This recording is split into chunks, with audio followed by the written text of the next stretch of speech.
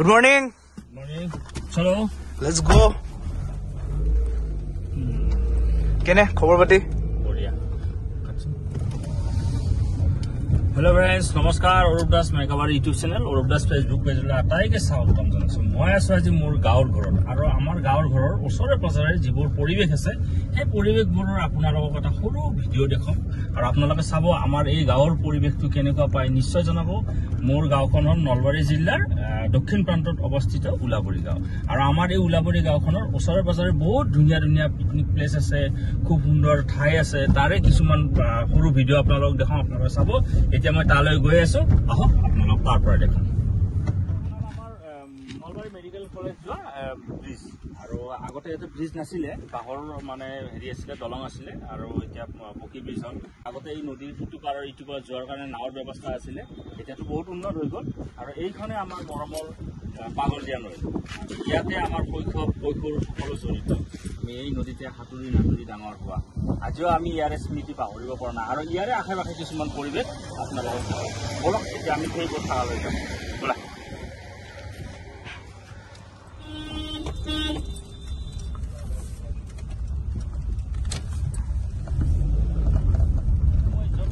বহি আছো এয়া হল মোৰ মৰমৰ পাগলাদিয়া নৈ আৰু ইয়াতে আমি হাতুৰি নাতুৰি শৈশৱ পাৰ কৰিছো কিন্তু মই এটা কথা কয় এতিয়া খৰালি মাহ পানী খুবেই কম এই ইয়ালৈ আহে কলাফুললৈ আহে কিন্তু বাৰিষা কালত পাগলাদিয়াৰ লগত খেল কৰাটো ভয়ংকৰ নমস্কাৰ আমি খুব শ্ৰদ্ধা কৰো খুব মৰমৰ আৰু মই যত আছো এইখিনি হল নখতি আৰু সেইটো পাৰৰ উলাবৰী এইখনে মোৰ গাঁও মোৰ মৰমৰ গাঁও এতিয়া উলাবৰী গাঁও বুলি ক'লে কেইটামান কথা আপোনালোকক নকলে নহব মই জাস্ট এটা পৰিচয় কৰাই দিছো এইখন গাঁৱতে জন্মগ্ৰহণ কৰিছিলে অসমৰ সাহিত্য সংস্কৃতিৰ চহকী কৰি যোৱা মানে সাহিত্যৰ ক্ষেত্ৰত বিশেষকৈ দৈব্যচন্দ্ৰ তালুকদাৰ পদ্মশ্ৰী সতীশ চন্দ্ৰ কাকতি যেনেকৈ সংস্কৃতিৰ ক্ষেত্ৰত আমাৰ অসমৰ গোটেই সাংস্কৃতিক পথাৰখন চহকী কৰি গৈছিলে যিটো কামৰূপীয়া গাছ ঢোল মানে যিটো আমি কামৰূপীয়া গাছ ঢোল বুলি কওঁ প্ৰকাণ্ড ঢোলটো যেনেকৈ মাৰেবৰ বিয়া সকাম পূজা পাতলত বজায় কামৰূপত বা নলবাৰীত তাৰ জনক তাৰ সৃষ্টিকৰ্তা তাৰ পিতৃপুৰুষ আছিল চানাৰাম ঘাইদুলা এই উলাবৰী গাঁৱৰে সুসন্তান আছিল আৰু আটাইতকৈ ভাল লাগে যে অসমৰ সাংস্কৃতিক দিশত যিটো চহকী কৰি গৈছিলে এই চানাৰাম ঘাইদুলাই অসমৰ মানে আমাৰ নলবাৰীৰ পৰা মানে তেতিয়া কেনেকুৱা আছিল শৰাইঘাটৰ দলং নাছিলে আৰু এই শৰাইঘাটৰ দলং নাৱেৰে গৈ মানে প্ৰথম ইয়াৰ পৰা নামনিৰ পৰা মানে ভৈয়ামৰ পৰা গৈ প্ৰথম কামাখ্যা মন্দিৰত মাৰেবৰত এই চানাৰাম ঘাইদুলাই সেই ঢোল গাছ ঢোল মানে প্ৰকাণ্ড ঢোল তাত বজাইছিলে আৰু তেতিয়াৰ পৰাই আমাৰ এই যেনেকৈ নলবাৰী দিলো বৰভাগ কালাক ৰণাকুছি ডকোহা তাৰপিছত উলাবৰী এনে বিভিন্ন গাঁওবোৰত এতিয়াও তেখেতৰ কিছুমান শিষ্যই আজিও সেই ঢোল বাদন কৰি আছে আৰু এই সংস্কৃতি এতিয়াও মানে চলি আছে সেইটোক লৈ আমি নিজে খুব গৌৰৱান্বিত এইখনৰ গাঁৱৰ সন্তান হিচাপে লগতে এই উলাবৰী গাঁৱতে আমাৰ ওজাপালি এটা বিৰাট ধুনীয়া পৰম্পৰা চলি আছে আৰু ওজাপালি শিল্পী বহুত আছে তাৰ ক্ষেত্ৰত নাম ল'ব লাগিব মহাদেৱ দাস তেখেত বৰ্তমান শিল্পী পেঞ্চন পাই আছে গুৱাহাটী দূৰদৰ্শন কেন্দ্ৰ আকাশবাণীতো তেখেতে বহুতবাৰ তেখেতৰ অনুষ্ঠান পৰিৱেশন কৰিছে গতিকে তেওঁলোকৰ নামো লৈছো হয়তো বহুতৰে নাম মোৰ মুখত ৰৈ যাব পাৰে তেওঁলোকৰ ওচৰত মই ক্ষমা খুজিছো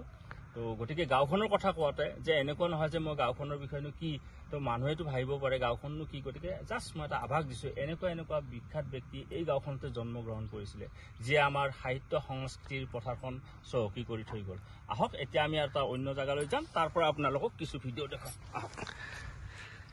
এতিয়া আমি গৈ আছো যিটো জায়গা যাম সেইটো হ'ল বৰলীয়া নৈৰ ওচৰত কাৰণ পাগলাদিয়া নৈ আৰু বৰলীয়া নৈৰ এটা জায়গাত লগ হৈছে আৰু সেইখিনি কোৱা হয় দুখুটিমুখ আৰু সেই জায়গাখিনি এতিয়া বহুত সুন্দৰ আৰু বৰলীয়া নৈৰ অকণমান ওচৰৰ পাজৰ পৰিৱেশটো আপোনালোকক দেখাম আপোনালোকে চাব ইয়াৰ পৰা অকণমান গ'লে আকৌ এখন বিৰাট ডাঙৰ গোসাঁই থান আছে থেথা গোসাঁই থান য'ত মানে অসমৰ বিভিন্ন প্ৰান্তৰ পৰা ধৰ্মীয় ব্যক্তিসকল আহি যেনেকৈ মাঘ বিহুৰ পৰাই খুব ডাঙৰ উৎসৱ হ'ব আমাৰ নাম কীৰ্তন হ'ব বহুত দূৰ দূৰণিৰ পৰা ধৰ্মপ্ৰাণ মানুহসকল আহি মানে সেৱা ল'ব আহে আৰু আমাৰো খুব ওচৰতে আমিও তলাই যাওঁ আৰু বিশেষকৈ বনভোজ খাই মানুহে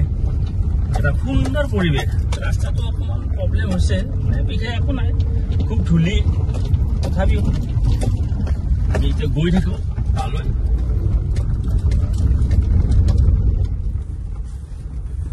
তো এতিয়া আমি এয়া পাগলাদিয়া নৈৰ ইটো পাৰ মানে এইখিনি নখতি বুলি কয় আৰু সিটো পাৰ হ'ল বৰলীয়া পাৰ মানে সেইটো চাইডে আছে বৰলীয়া নৈ আৰু ইটো হ'ল পাগলাদিয়াৰ ইটো পাৰ আৰু ইটো পাৰ এতিয়া বহুত সুন্দৰ পৰিৱেশ ইয়াতে বহুত মানুহ আহে বনভোজ খাব এতিয়াতো বনভোজ খোৱাৰে আৰু সময় নতুন বছৰ আহিবৰ হ'ল ইয়াৰ পৰা পৰিৱেশ কিছুমান দেখম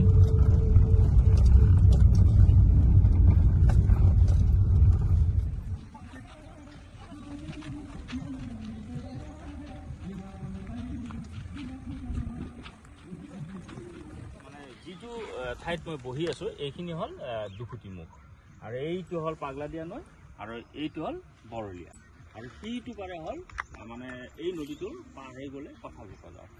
ইয়াতে এটা সময়ত মানে নাওৰে মানুহক পাৰ কৰিছিলে সিটো পাৰলৈ আৰু এতিয়া নাও নাই বা ঘাটটোও বন্ধ হৈ গ'ল মানুহৰ যাতায়াতৰ কাৰণে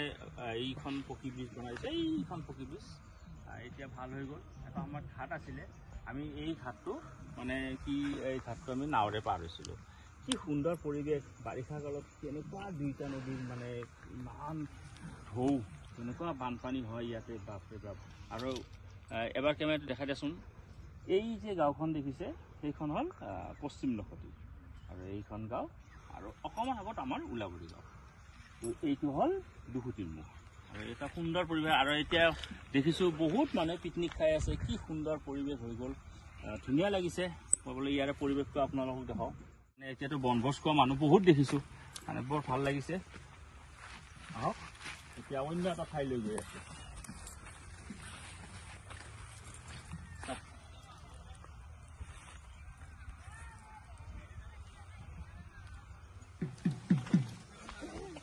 পিকনিক খাব মানুহ আহিছে ন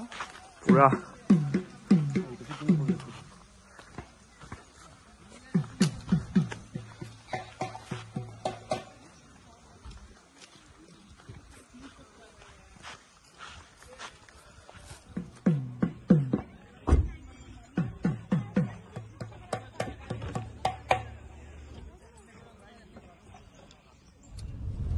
এতিয়া গৈ আছো থেথা গোসাঁই থানলৈ আৰু এই গোসাঁই থানখন আপোনালোকে যদি কেতিয়াবা আহে মানে বিশেষকৈ মাঘ বিহুত বহুত ধৰ্মপ্ৰাণ ব্যক্তি ইয়ালৈ আহে আপোনালোকে আৰংগমূৰ হৈও যাব পাৰে উলাবৰী আৰংগমূৰ নখতি হৈ যাব পাৰে আৰু এনেকৈ আহিব পাৰে এনেকৈ আহিলে এটা জান পাব মানে এটা হেৰি আছে তাত আপোনালোকে গাড়ী ৰাখিব লাগিব তাৰ পৰা খোজকাঢ়ি যাব লাগিব অকণমান যাতায়াতৰ ইয়াতে এটা সমস্যা আছে কি কয় এখন বাঁহৰ দলং দিয়ে কিন্তু এতিয়া আছেনে নাই আজিও মই এই প্ৰথমবাৰ আহিছোতো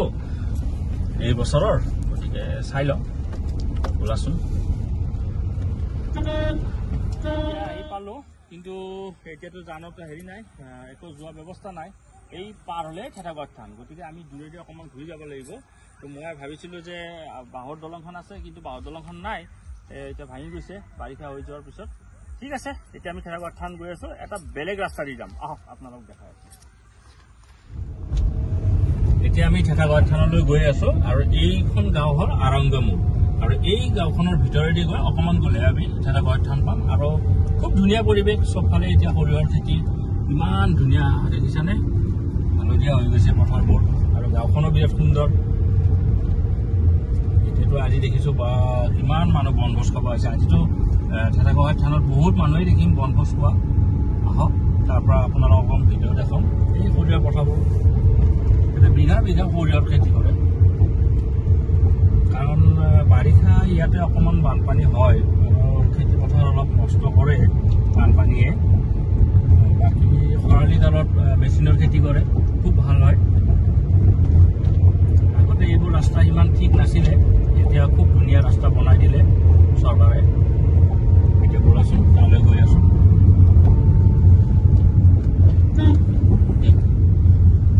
এই সৰিয়হ পথাৰখন দেখাই দিয়া কি ধুনীয়া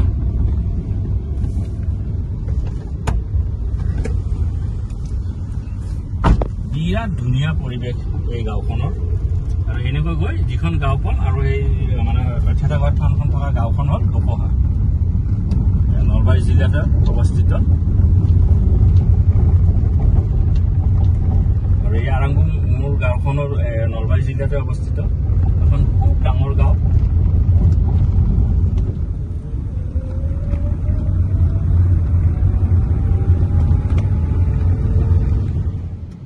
আমি ঠেটাগড় থানলৈ সোমাই যোৱা ৰাস্তা এখন ধুনীয়া গেট বনাই দিছে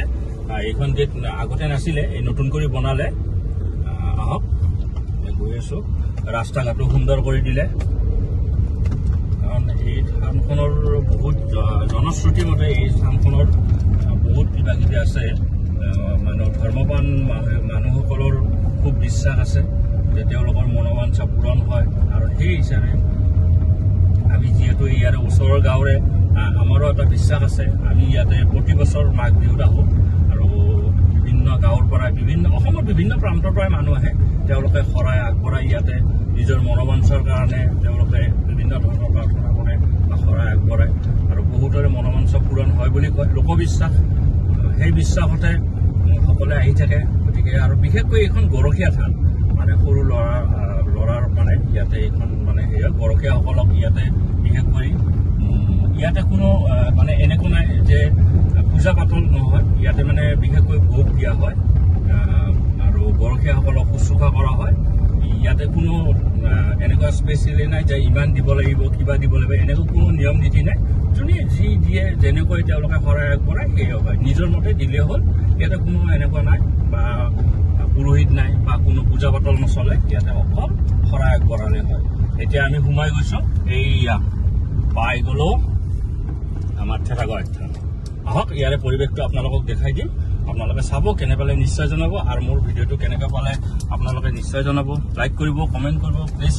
মোৰ চেনেলটো ছাবস্ক্ৰাইব কৰিব আহক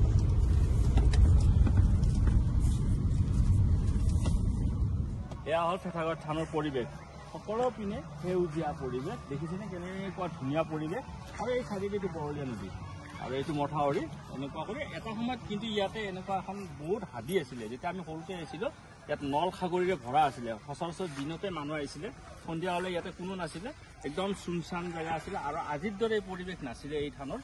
তেতিয়া ইয়াতে অকল এই কদম গছজোপা আছিলে আৰু হাতবোৰ আছিলে এই থানখনৰ বৈশিষ্ট্য হ'ল ইয়াতে কোনো মূৰ্তি নাই ইয়াতে স্পেচিয়েলি কোনো মূৰ্তি নাথাকে ইয়াতে মানে কি হয় পুখুৰী এটা আছে যিটো এনেকুৱা পুখুৰী এটা আছে আৰু ইয়াতে কিছুমান আগলি বাঁহৰ চাট দিয়া হয় তাত ৰঙা কাপোৰ আৰি দিয়া হয় আৰু তাতে মানুহে এইবোৰ মনোবাঞ্ছাৰ কাৰণে এইবোৰ তাত আৰি দি যায় আৰু এই পুখুৰীটোতে মানুহে ভোগ দিয়ে আৰু এনেকৈ মানুহে প্ৰাৰ্থনা কৰে আৰু শৰাই আগবঢ়ায় মনোবাঞ্ছা পূৰণৰ কাৰণে গতিকে ভিতৰৰ পৰিৱেশটো পাৰিলে বাবা অলপ দেখাই দিবা এই পৰিৱেশটো মানে এই পুখুৰীটো চাটবোৰ আৰু এই কদম গছডাল যিহেতু এখন শ্ৰীকৃষ্ণৰ থান বুলি কয় যিহেতু ঠেটা গোসাঁই থান মানে শ্ৰীকৃষ্ণ বাৰগোপালক প্ৰাৰ্থনা কৰা হয় গতিকে সেইকাৰণে আৰু বিশেষকৈ গোৰ্খা ল'ৰাবোৰক মানে গৰখীয়া ল'ৰাবোৰ যিবোৰ সৰু সৰু ল'ৰাবোৰক ইয়াতে মানে মানুহে সেৱা কৰে তেওঁলোকক বিভিন্ন ধৰণে আৰু তেওঁলোককে মানে সকলো আগবঢ়ায় এইখনে হ'ল ঠেটা গোসাঁই থান এয়া পৰিৱেশটো দেখাই দিয়া অলপ সুন্দৰ পৰিৱেশ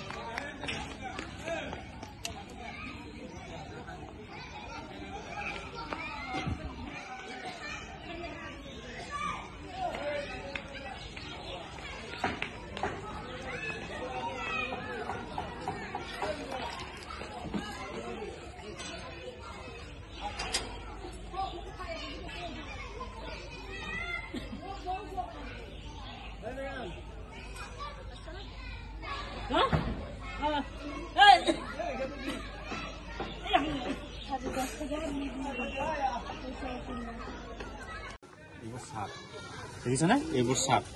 বাঁহৰ চাট আৰু ইয়াতে মনোবাঞ্ছাৰ কাৰণে এইবোৰ আঁৰি দিয়ে গামোচা ৰঙা কাপোৰ আৰু সেই তেতিয়া সকলোটো ইয়াতে পুখুৰী দেখিছেনে এই পুখুৰীতে এইবোৰ মানে মনোবাঞ্ছাৰ কাৰণে বস্তুবোৰ আগবঢ়াই দেখিছেনে এনেকৈ দি থৈ দিছে এইটো হ'ল অক্ষয় জাতি এই চাকি এইডাল কদম গছ দেখিছা এই কদম গছ এটা কোনো মূৰ্তি নাই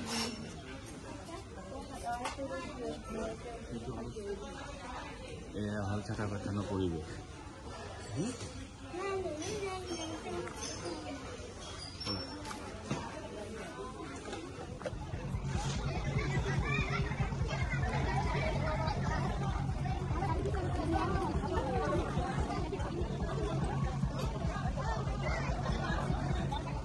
ঠেটাগড় থানৰ পৰা এতিয়া ওলালো এতিয়া আমি গৈ আছো ঘৰলৈ আৰু আপোনালোকে কেনেকুৱা পালে নিশ্চয় জনাব। আকৌ অকণমান গাঁৱৰ পৰিৱেশটো আমাৰ দেখাম, উলাবাৰী গাঁৱৰ পৰিৱেশটো দেখাম। আপোনালোকে চাব কেনে পালে নিশ্চয় জনাব। আহক এতিয়া আমি গৈ আছো।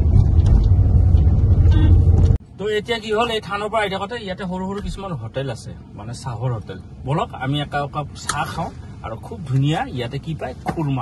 খুৰমা খাম। আৰু আহক অকণমান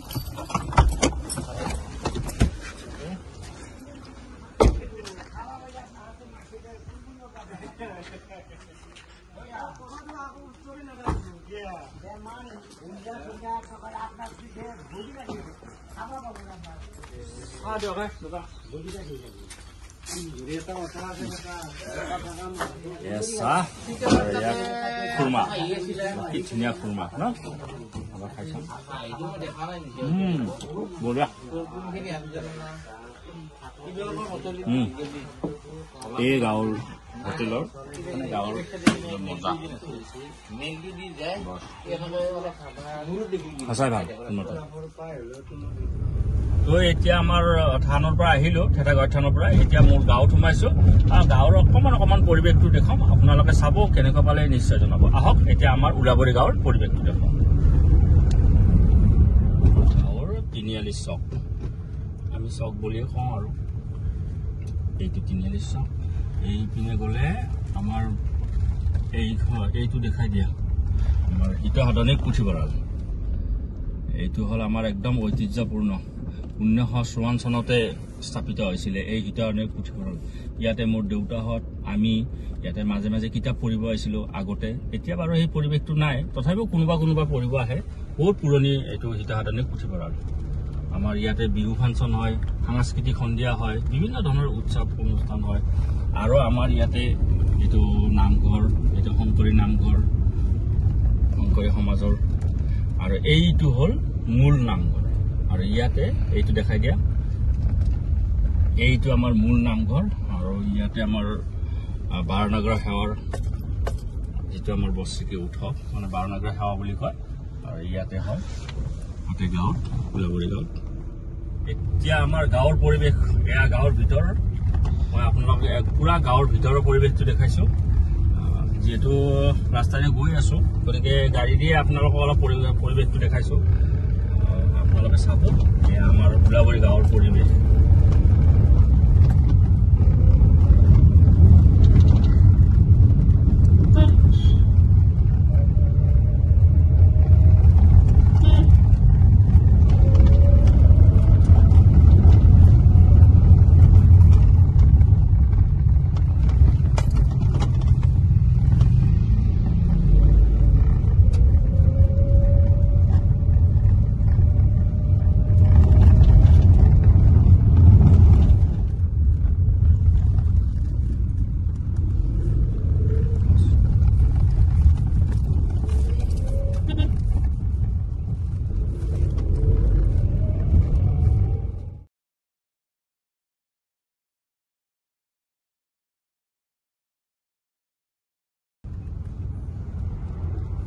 তো এতিয়া আহি আমাৰ গাঁৱৰ শেষত পালোঁ আৰু আমাৰ ঘৰো পাম।